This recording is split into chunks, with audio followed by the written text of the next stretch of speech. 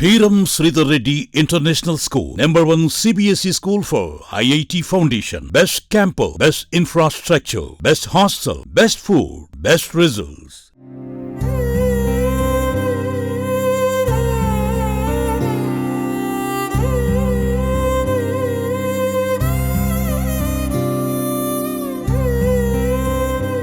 బ్రహ్మంగారి మఠంలో ఉన్నటువంటి అఖిలానంద ఆశ్రమంలో ఒక ఇన్సిడెంట్ జరిగింది. అయితే ఇప్పుడు ఆ ఇన్సిడెంట్ అనేక అనుమానాలకు దారితీస్తుంది.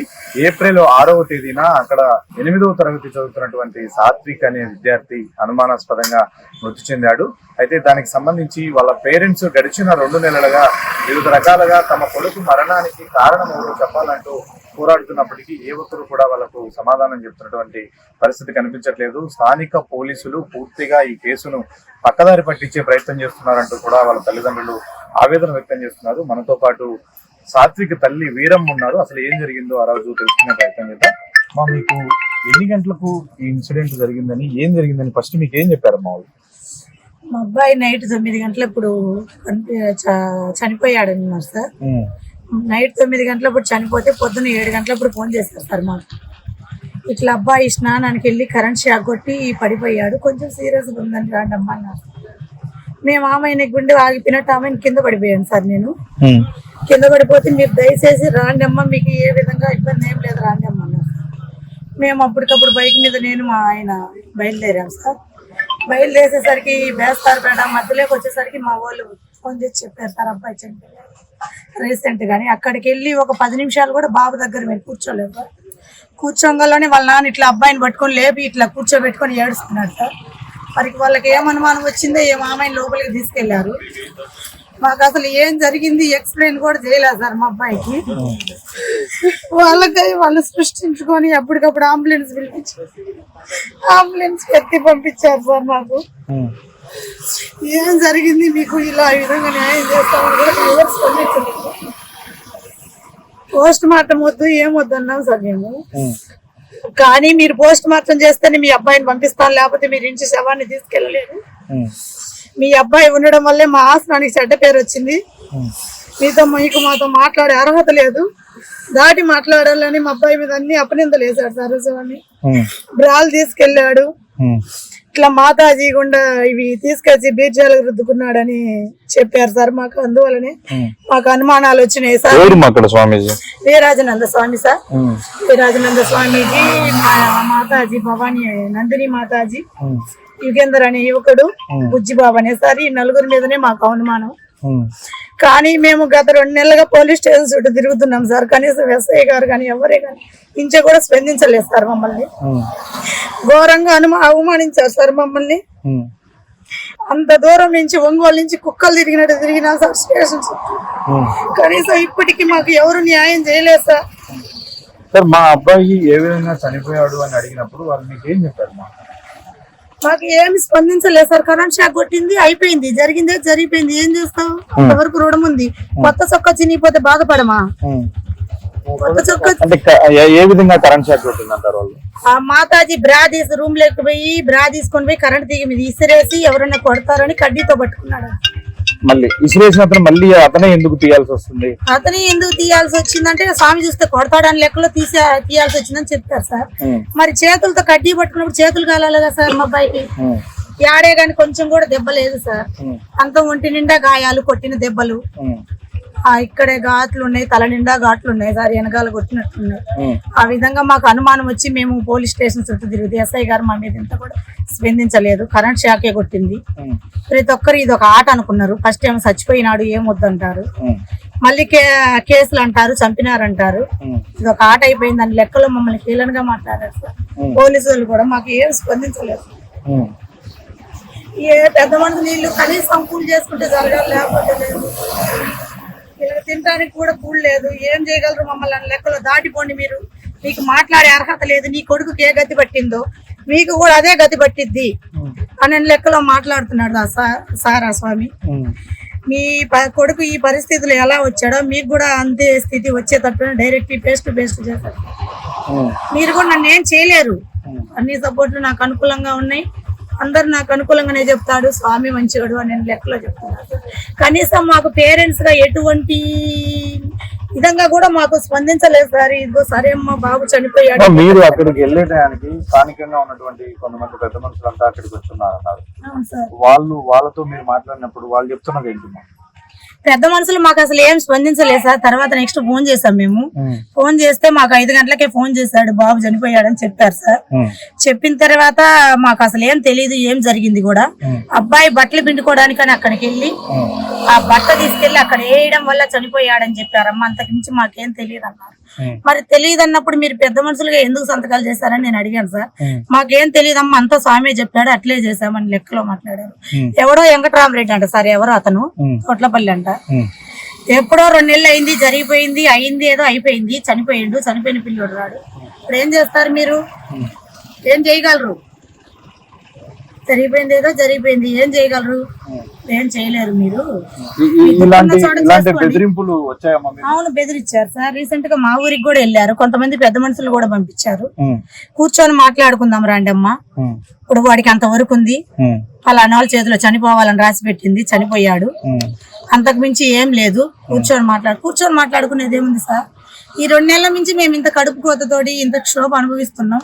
ఈ 2 నెలల నుంచి రాని పెద్ద మనుషులు ఇప్పుడు యాంచి వచ్చారు సార్ అని అంటే, అవును జరిగిపోయిందేదో జరిగిపోయింది, పిల్లోడు రాడు, ఆసనం మీద నిందేయాలని చూస్తున్నారు మీరు అనే లెక్కలో మమ్మల్ని అనేక విధాలుగా టార్చర్ పెట్టి మీరు అక్కడికి వెళ్ళిన తర్వాత వాళ్ళు చెప్తున్న దానికి మీకు చాలా అనుమానాలు ఉన్నాయి. మీరు పిల్లల్ని కానీ అక్కడ సాటి విద్యార్థులు కానీ అడిగినప్పుడు వాళ్ళు ఏం చెప్పారు? ఏం జరిగింది అనుకుంటున్నారు మీరు? సాటి విద్యార్థులు నేను అడిగాను సార్. మా అబ్బాయి అన్నదాన సత్రంలో కూరగాయలు కట్ చేస్తా, మజ్జిగ పడతా ఉన్నాడు సార్. ఉండింటే అబ్బాయిని యుగేంద్ర అనే అతను రమ్మన్నాడు సార్. యుగేంద్ర అనే అతను రమ్మంటే 2 పిల్లలు బైక్ మీద ఎక్కించుకొచ్చారు. ఎక్కించుకొచ్చిన తర్వాత ఈ యుగేంద్ర అనే అతనే మాతాజీ రూమ్ లోకి వెళ్ళమన్నాడు సార్. మాతాజీ రూమ్ లోకి వెళ్ళమన్న తర్వాత అతను వెళ్ళి 2 నిమిషాలు ఎగురుకుంటూ వచ్చాడు టవల్ కట్టుకొని. అంతే సార్, అక్కడి నుంచి ఆ అబ్బాయి ఇంకా కనిపించలేదు సార్. 9 గంటలకు కూడా స్నానం చేయమని చెప్పాల్సిన అవసరం ఏముంది సార్ మాకు అబ్బాయికి? మొత్తానికి మా అబ్బాయి చావు కారణం ఈ స్వామి, మా నందిని అనే మాతాజీ, యుగేందరు, బుజ్జిబాబు అని అతనే సార్. ఇప్పుడు వాళ్ళు ఏం చెప్తున్నారంటే సీసీ కెమెరాలు ఉన్నాయి, అన్ని కూడా ఏం జరిగింది అనేది చాలా వరకు తెలుస్తుంది అంటున్నారు. ఇప్పుడు ఆ సీసీ కెమెరాలో రికార్డ్ అయిన దాన్ని బట్టి మీకు అర్థమవుతున్నారు? సీసీ కెమెరాలో మాకు ఆటోమేటిక్ గా కొన్ని అర్థమైనాయి సార్, కొన్ని అర్థమైనాయి, కొన్ని సీసీ కెమెరాలు తీసేసారు సార్. మేము ఉన్నప్పుడు అక్కడ ఉన్నాయి అన్ని సీసీ కెమెరాలు. ఇప్పుడు అవి తీసేసి కోతులన్నీ తొక్కి పడేయడం వల్ల పనిచేయట్లేదని చెప్తున్నారు. అన్నదాన సత్రం కాడ 16 కెమెరాలు పనిచేసినప్పుడు ఇక్కడ ఎందుకు పనిచేయవు సార్ చెప్పండి? అక్కడ ఒక్క కెమెరా కూడా కనీసం టైం కూడా తప్పు పోలా. ఇక్కడ 1.5 గంట ఎందుకు లేట్ వస్తుంది టైము అని అడిగాము. నేను చెప్తాను దానికి, మీరు రాండి అని. మా ఊరు పెద్ద మనుషులు తీసుకెళ్తే అన్నం పుణ్యం ఎరుగని మా పిల్లోడి మీద నిందలేశాడు సార్. బ్రాలు బాడీలు తీసుకెళ్ళాడు. 13 సంవత్సరాల పిల్లాడు బాడీలు డ్రాయర్లు ఏం చేసుకుంటారు సార్? అదేదో వాళ్ళు ఏదో చేశారు సార్, విషయం చేశారు. మా అబ్బాయి చూశాడని మా అబ్బాయి మీద నింద మోపారు సార్. మా అబ్బాయి ఆదివారం నైట్ నాకు ఫోన్ చేసి ఉదయం 6 గంటలకు ఫోన్ చేశాడు సార్. బాగున్నారమ్మా అని నా కొడుకులతోటి వాళ్ళ నాన్నతోటి ఫోన్ చేశాడు. బాగున్నారమ్మా, మా నాన్నకి ఆన్లైన్ లో వాచ్ బుక్ చేయమ్మా, వారానికి నేను వస్తాను అని ఫోన్ చేసిండు సార్ నా కొడుకు. వారానికి ఆరాధన ఉంది రానా అంటే, ఎగ్జామ్స్ అయిపోతాయి అమ్మా అంటే, జాగ్రత్తగా రాయినా ఎగ్జామ్స్ అయిపోయినాక మేము తీసుకెళ్తామని చెప్పాం సార్. ఇంకా సోమవారం నైటే నా కొడుకుని వాళ్ళ పొట్టను పెట్టుకున్నారు సార్. నాకు ఎవ్వరు మాకు సహాయం చేయలేదు సార్, ఎవరు ముందుకు రాలేదు. మీరు చెప్పండి, ఏం జరిగి ఉండొచ్చు మీ కొడుకు మరణం వెనుక?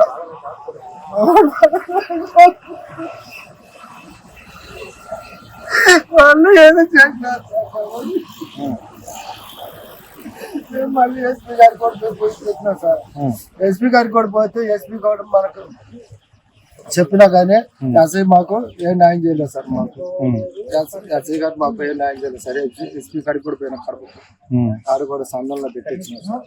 అవి కూడా ఉన్నాయి సార్. సంఘంలో పెట్టొచ్చాము. ఎస్పీ గారికి ఎస్ఐ గారికి ఫోన్ చేస్తే తల్లిదండ్రులకు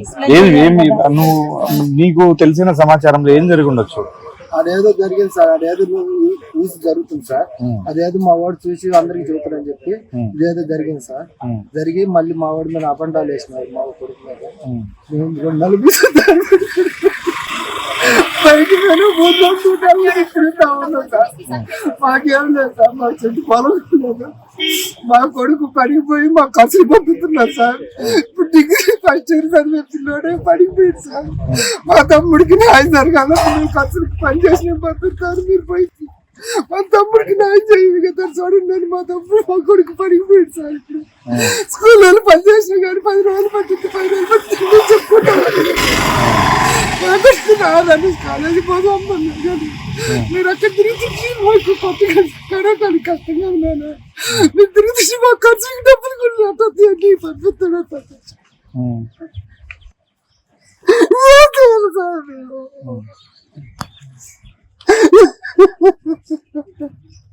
ఫైనల్ గా మీకు మళ్ళీ మధ్యలో సార్ చెప్పండి యాక్సిడెంట్ కూడా అవుతుంది సార్. ఈ ఆలోచన తిరిగిన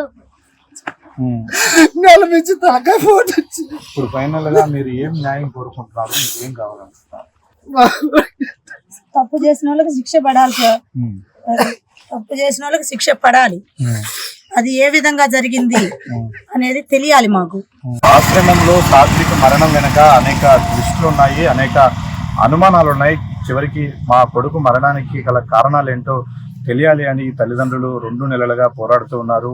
స్కూల్కి వెళ్తే తప్ప కుటుంబం గడవని నేపథ్యం ఉన్నటువంటి కుటుంబానికి చెందిన వీళ్ళు అక్కడేదో ఉచితంగా చదువు చెప్తారు అని ఆశపడి తమ పిల్లాడిని ఇక్కడ చేరిస్తే చివరికి శవాన్ని తమకు అప్పగించారని, ఖచ్చితంగా తమ కొడుకు మరణం సహజ మరణం కాదు, ఎవరో చంపేసే క్రియేట్ చేశారు ఇదంతా అని కూడా వాళ్ళు ఆరోపిస్తున్నారు. అయితే ఇప్పుడు ఇంత స్పష్టమైనటువంటి ఆరోపణలు ఆధారాలు చేస్తున్నప్పటికీ పోలీసులు ఆ దిశగా కనీసము విచారణ చేయట్లేదు. ఇది ఇలాగే జరిగింది అని కేవలము ఆశ్రమం వర్షన్ను మాత్రమే చెప్పి ఈ కేసును మూసేసే ప్రయత్నం చేస్తున్నారు. ఖచ్చితంగా పూర్తి స్థాయిలో ఈ కేసు విచారణ చేయాలి, తమ కొడుకు మరణం వెనుక ఎవరున్నారో తేల్చాలి అంటూ కూడా ఆ ఇద్దరు తల్లిదండ్రులు కన్నీరు మున్నీరవుతున్న పరిస్థితి కనిపిస్తుంది. చూద్దాం, ఇప్పటికైనా ఆ అచలానంద స్వామి ఆశ్రమంలో ఏదో తెలియని అసాంఘిక కార్యకలాపాలు జరుగుతున్నాయి. ఆ అసాంఘిక కార్యకలాపాల కారణంగానే ఈ విధంగా ఈ విద్యార్థి బలయ్యాడు. అంతేకాదు అనేక మంది విద్యార్థుల చేత అక్కడ ఉన్నటువంటి మాత అనుచిత ప్రవర్తన చేస్తూ ఉంది. ఆ సాత్వికను చంపేశారంటూ కూడా మిగిలిన వాళ్ళ స్నేహితులే స్వయంగా తనతో చెప్పారు అని సాత్విక్ తల్లి చెప్తున్న నేపథ్యంలో ఖచ్చితంగా ఆశ్రమంలో ఉన్నటువంటి పిల్లలందరినీ కూడా విచారించాల్సినటువంటి అవసరం ఉంది. ఆశ్రమంలో పనిచేస్తున్నటువంటి పని వాళ్ళందరినీ కూడా పూర్తి స్థాయిలో పోలీసులు తమదైన రీతిలో విచారిస్తే తప్ప నిజానిజాలు వెలుగులోకి వచ్చే పరిస్థితి కనిపించట్లేదు.